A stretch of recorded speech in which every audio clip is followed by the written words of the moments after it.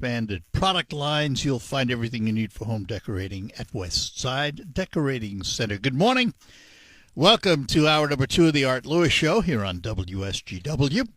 And this hour, we're going to spend time learning about what's happening in Midland, and we're going to do that with the head of the Midland Business Alliance. We say good morning to Tony Stamas. Tony, good morning. Good morning, Art. Great to be with you. Same here. I want to ask, because you've been around the legislature in Michigan and all of that, what do you think the budget's going to look like in the state, and how is it going to impact Midland, for example? Yeah, I think from some of the past years, I think it's going to be certain. Everybody kind of sees that. They'll do the revenue generating conference in May and, have a clearer picture on that.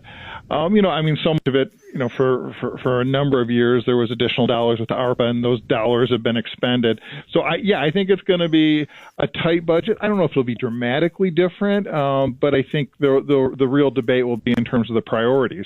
Now with, the Republican-controlled House, Democrat Senate, and Governor Whitmer, I think that's really where we'll see the debate. And we're already starting to see it in terms of road funding and, where those dollars, more limited than we've seen in past years, where those dollars are going to be prioritized, and then what impact that has on other areas. Yeah, and she has to compromise. She doesn't have a unified legislature anymore. She has to sit down and talk. Right, yes. So let's Let's talk about road funding, because every time the governor has talked about road funding, it's been the trunk highways, the federal highways and the state highways. But the local roads are the ones that are suffering. Do you see a plan in the future to fix these roads, or is it all going to be left to the counties and the communities? Yeah, hopefully. I think that's, and we've seen, Representative Outman just had a proposal that the State House was looking at. I think that is critical. Certainly, we get on the expressways and on 75 and on 10, and it's really important that those be great. But as you said, as we get into our local communities where people live and work and reside every day, spending those dollars there really makes sense. And local communities are feeling the pinch as well, and so helping them to, whether it's the cities or the townships, to have those dollars. So I think that has to be part of the debate and the discussion. And we've seen over the last few years and even over the last few decades where we bond for those. Well, you've got to pay for those bonds eventually, and that takes from, the pot of money you would be hoping to put into roads. And so hopefully, whatever the solution, it's not just looking at the short term, but it's looking at, long term. We love Michigan. We had a great winter. Lots of people were out enjoying, the snow and skiing and snowmobiling, but that has an impact in terms of our infrastructure, and we have to invest. Yeah. Speaking of infrastructure and things of that nature, there has been a task force looking at flood reduction now for some time. Where is it, and how are we doing toward that effort? Yeah, it's still going strong, very timely. In fact, tomorrow we have a public open house over at the Midland City Hall and the council chambers, and we're doing the Army Corps of Engineers hosting this. We're going to be joining them and just looking at river flooding. It's a public open house. Corps of Engineers, they've been great partners. They want to hear from people about legacy flooding. We're kind of at the spot of a general investigation study looking at potential solutions. And so we partnered on this study with the County of Midland, the City of Midland, and the Midland Business Alliance. And so we'll have people there from, local nature conservation groups. And so we're going to do a couple sessions in the morning from 10 till noon, and then in the afternoon from 3 till 6. So try and give people a couple of windows, and it's just very casual. People can come and go as they please, but in terms of the Army Corps' process, they're very focused, I think appropriately so, on making sure that they do whatever they can to get feedback and get thoughts and get people kind of with ideas and suggestions they might have, but also the reactions to things we're looking at. Let me ask about that. What's the role of the Army Corps of Engineers when we're talking about local streams and local dams and things of that nature? Why the Army Corps of Engineers? What's their role? Yeah, I think as you look at this, it really is impacted by the watershed. I always say you go down to the state capitol sometime, and across the street's a wonderful State of Michigan museum. And as you go in, there's a great topographical map on the wall. And I remember my daughter, when she was in third grade, she was kind of tugging me to get moving, but I was staring at it, and it really highlights, when you look at the elevation to the north and to the west, why we are the Saginaw Valley and how those rivers flow and how they connect. And so it really is a large watershed. And so when you're looking at solutions, we obviously want to, build resiliency, but it can't come at the impact of harming somebody else. And so how do you do that in terms of, putting systems and operations in place? And so, it gets to be the scale where the Army Corps and certainly our state partners, be it at Eagle or wherever that might be, a Department of Transportation will be really important. But and also, in terms of getting the resources to do this, because it could be, a significant investment. And so, they've been great partners. It doesn't happen overnight, but if you didn't start this 30 years ago, well, the best time is now. So let me ask, because we've suffered spring flooding, particularly downriver and wherever you are. I mean, I live on River Road in Thomas Township, and we used to flood regularly all the time. Right. But yet we never had the effort to find flood reduction like we do now. Were the dams a wake-up call? I think so, but then we had, and people forget we were going to have flooding before the dam breaches were there. Sure, we were already at a spot where we were going to have flooding. Now that impacted the degree, absolutely, but I think it was. But we had just went through that back in 2017, and people look to the north, which that can happen, but also back in the one many of us, or not many of us, but some of us first remember back in '86, it came from the west. It was from the Chippewa and the Pine. Yeah. And so, I think it was I think you're right, a wake-up call to action that, okay, look, we need to, look at some long-term solutions. There will be no one perfect fit or magic key, but, how can we build resiliency? So if you live in the community, you work in the community, you're trying to invest, that you have a level of confidence that, that's not going to happen on a regular basis. All right. So last question on this topic: how are we doing with dam reclamation and rebuilding of the dams? I just saw, and I kind of follow the updates. It looked like they just got a permit yesterday, kind of the last permit they were waiting for, which is wonderful news. And so now it's kind of in the court process. The group there challenging it here in Cove had the Court of Appeals supported the process and supported moving forward, and then they've followed their legal right to appeal it to the state Supreme Court. And so I think I think just reading the updates, I think the Four Lakes folks are hoping it be expedited. I mean, nothing is getting less costly, and I think their hope is that at the local level, at the Court of Appeals, there's been concurrence that they have followed the process as set in law. And so I think they're hoping it will happen, because until then, they're kind of have to put it on hold as best they can. Yeah. And so, I think for a lot of us that think, long term, you get the concerns, but I think this is really the solution for that's needed, that they'll be able to move forward, and in a couple of years we can see those lakes back.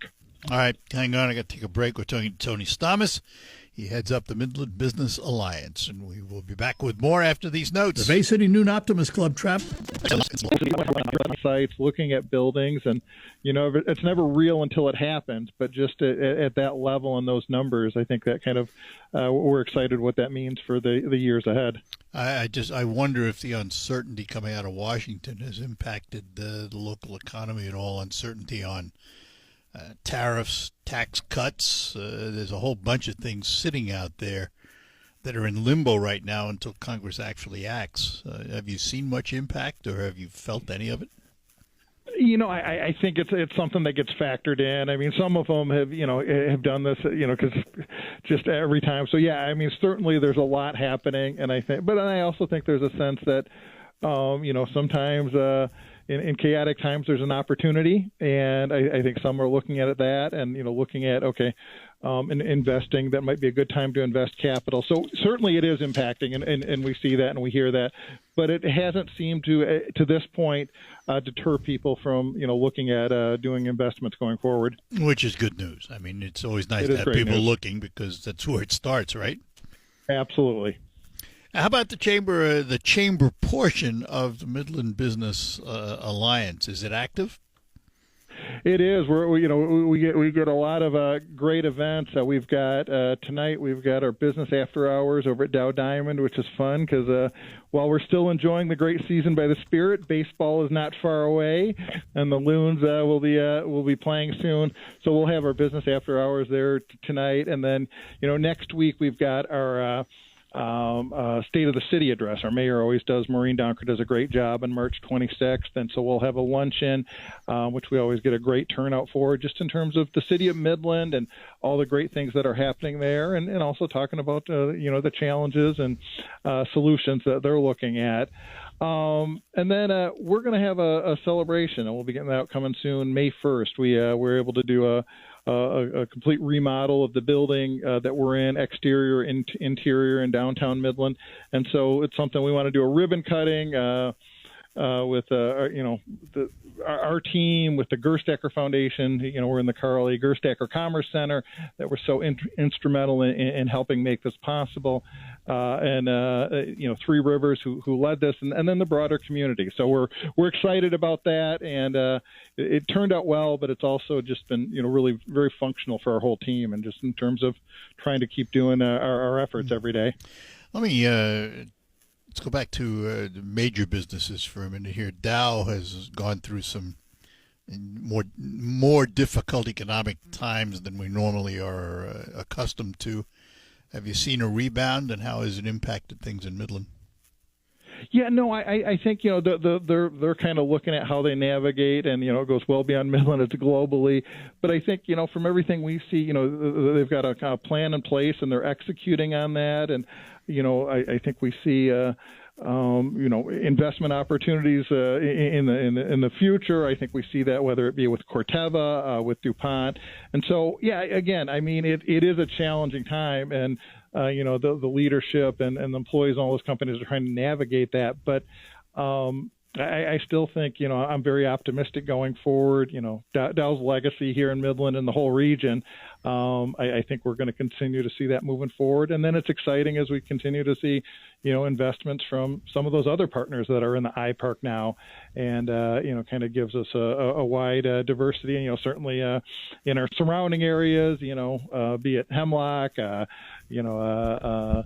Bay City. I mean, I think there's a lot of good things to build on, and you don't want to diminish the challenges, but you also want to take time to appreciate that we really, as a region, I think, have some good things that we can build on and grow from. From where you sit, how is regional cooperation doing? It can always be better, but I think, it's one where at least I know we're always talking to our partners, if not on a daily basis, certainly on a weekly basis. And I think relationally, we all are, one of my partners will send me a text, hey, you get time to talk, and we'll hop on the phone. And so I think there's really good, I don't see there being walls up. Now, I think we're all trying to figure out, okay, how can we take those good relationships and build for solutions? What's that look like in the transportation space? What's that look like in the housing space? What's that look like, in terms of infrastructure? And so that's always the challenge. But I think relationally, we're really in a strong position. Really got good leaders in all of our surrounding counties, and they're open and they want to do that. And I think that kind of reflects what they're hearing from their communities. There's been discussion, you mentioned the word transportation, there's certainly been discussions on some kind of regional system, whether it's the individual parts running together or one system doing it for all the rest, of having some kind of regional bus transportation where you can get on a bus in Midland and go to Saginaw and Bay City, not have to change 20 times and take 6 hours. Any progress in that realm that you know of? Yeah, I think the effort is ongoing, and I think it's working through all the logistics. We've got great operations here in Midland, Dial-A-Ride, County Connection. But yeah, how do you integrate those operations in a way that, like you said, I mean, there's often people that live in Midland, they work in Saginaw, they live in Bay, they work in Midland, and so we can kind of help them with that. And I know that MBS has worked on that.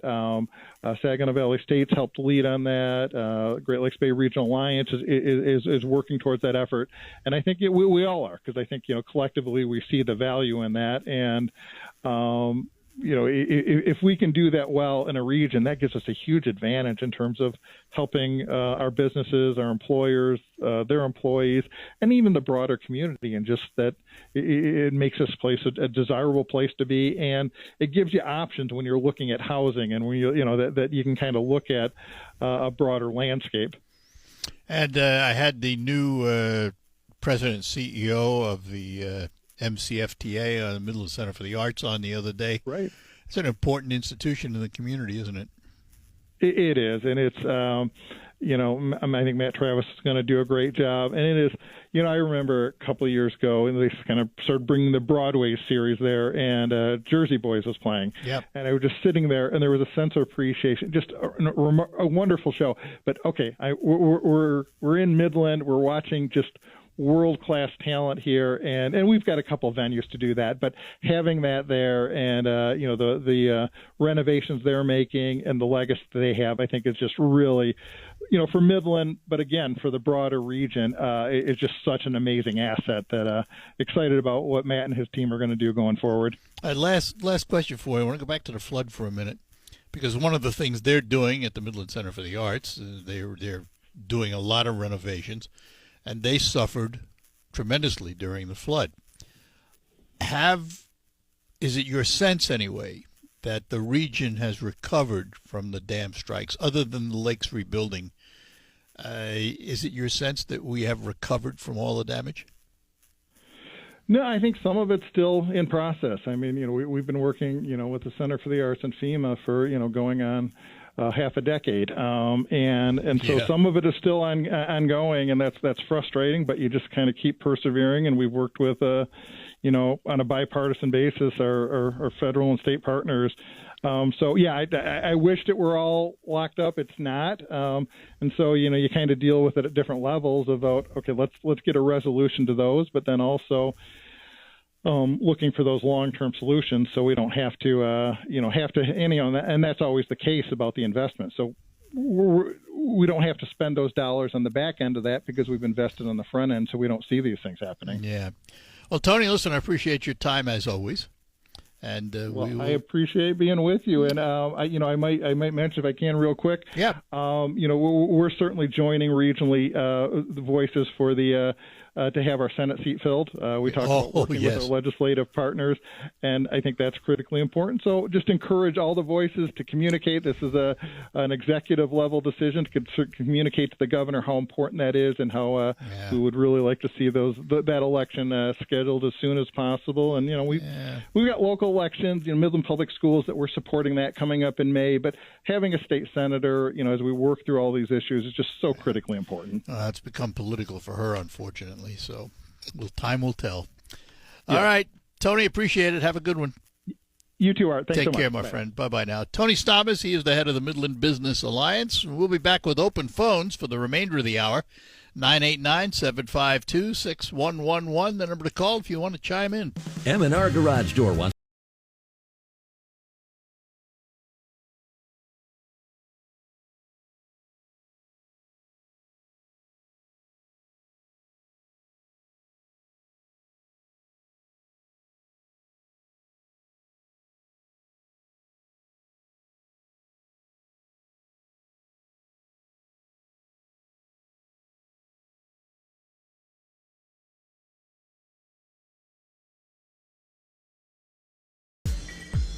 All right, we're back with you here on the Art Lewis Show.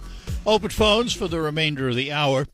A couple of notes for you. This is a Free Press article. A headline: Michigan income tax would drop under a House-passed bill.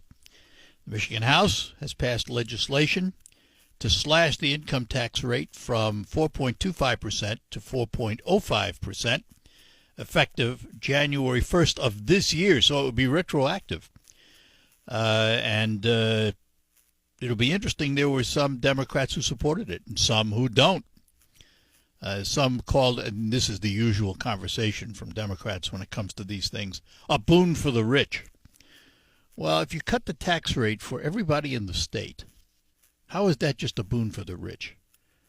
Is that not a boon for what Democrats say they stand for, working families? It's for everybody. So I don't know. It's going to be interesting to see where it goes, because obviously with the split legislature, it's one thing to pass it in the House with Republican control. It's another thing to send it to the Senate with Democrat control. So whether it ever makes it to the governor's desk or not is to be seen. But at least there's talk about it. At least there's a bill in the hopper and somebody's trying to do something about it. Nothing wrong with that. That's some good news.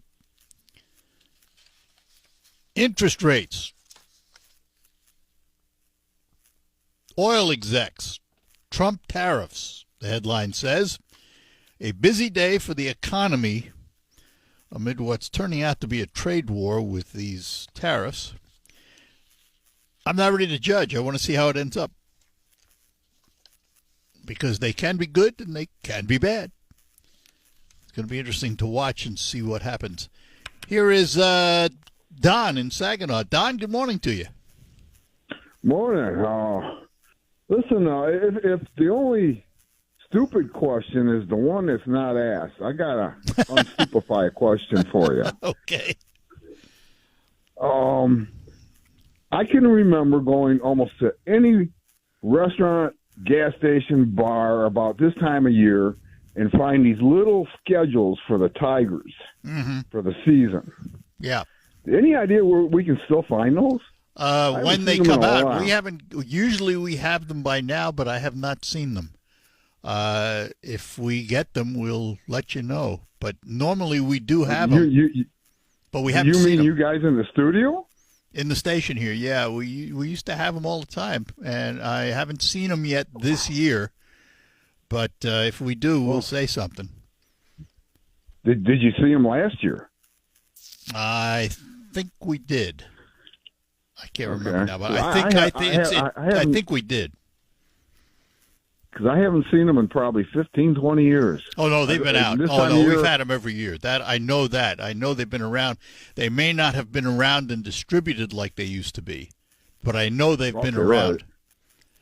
Because we've had them. We've had them all the time. If we get them, we'll say something. And then what? Come down to the studio and get some? If we do, yeah. We'll have to figure out how to do it. Yeah, or send us an envelope. We'll figure it out. Let's put it that way. First we have to get them. First we have to get them. Yes, sir. All right, Don. Yep. Good. All right, thank you so much. Appreciate it. Take care. Bye-bye now. Bye. All right, quick break. We'll come back with another call after these notes. When challenging. All right, we're back with you on the Art Lewis Show. Back to our phones. Mark is in Cass City. Mark, good morning to you. Good morning, Art. How are you, sir? I'm fine, thank you. Hey, I have an opinion. Going into Bay City, we have a nice welcoming sign on the one-way right next to Hungry Howie's there. It says Bay City. Mm-hmm. And then the city of Bay City wants to pass a bill or a law that everybody's welcomed and they'll be funded and so forth, no matter of status as far as legal or non-legal. Yeah. Why? If we can't find money for the bridges, and why are we going after these not very popular type bills and legislation? I don't know. We had a story on today, though, that it may not survive because there is a possibility that the mayor may veto it.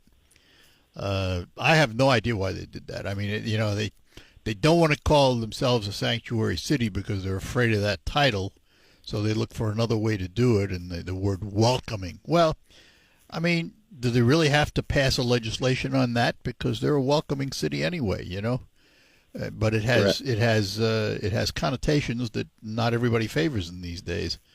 I personally, this is just personal. I don't live there. I don't have a horse in that race.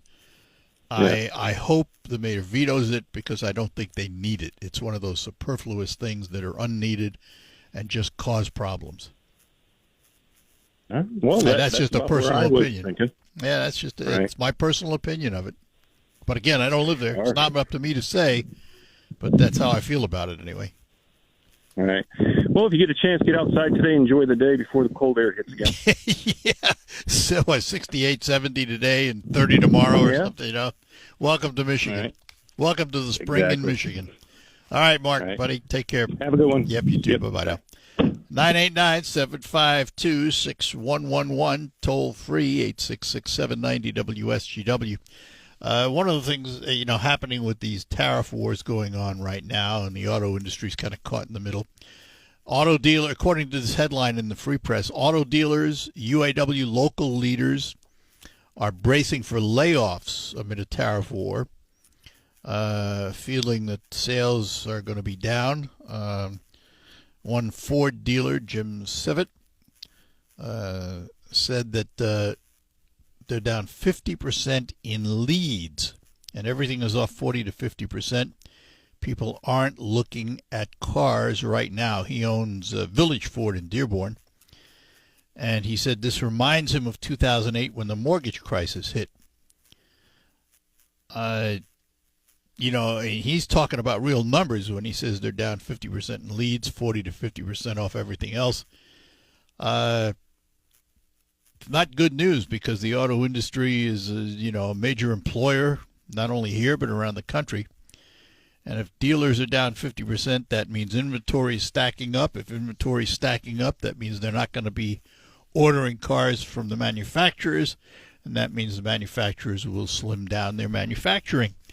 And the other side of that, too, is the electric vehicle side. General Motors has had to take their electric vans, which are not selling, and they've got hundreds of them sitting down in Flint. They're built in Canada, they're brought into the States, and they just have not sold. So they're stuck with them, and they're sitting there on a lot down in Flint. Reminds me of when the chip shortage was, and they had all the pickup trucks that they couldn't sell because they didn't have all the chips in them, and they stacked them up in lots around mid-Michigan and around the state. That's what they're doing with these vans now, because nobody wants them. And it's, I think, kind of a sign of the times. I think that the auto industry in some ways jumped in feet first into the electric vehicle market, but I don't think they did their homework in terms of the desirability. Other than Tesla, who's now going through some other problems, but not because of the car, but because of Elon Musk. Other than Tesla, there have been very few successes in the EV marketplace. And not only are there very few successes in the EV marketplace, but we're facing EV competition from the likes of BVD in China. And I just got a note here. According to MLive, the mayor of Bay City vetoed the Welcome City legislation. So take that for what it's worth. Now, can they override the veto? Probably not. It was a 5-4 vote, I think, to put it in there, and it probably needs more than that. So we will wait and see. But at least right now, it appears that that particular piece of legislation has been vetoed. All right, we're going to take a break. Come back, we'll tell you what's ahead on Focus. All of that here on WSGW. Saving money now at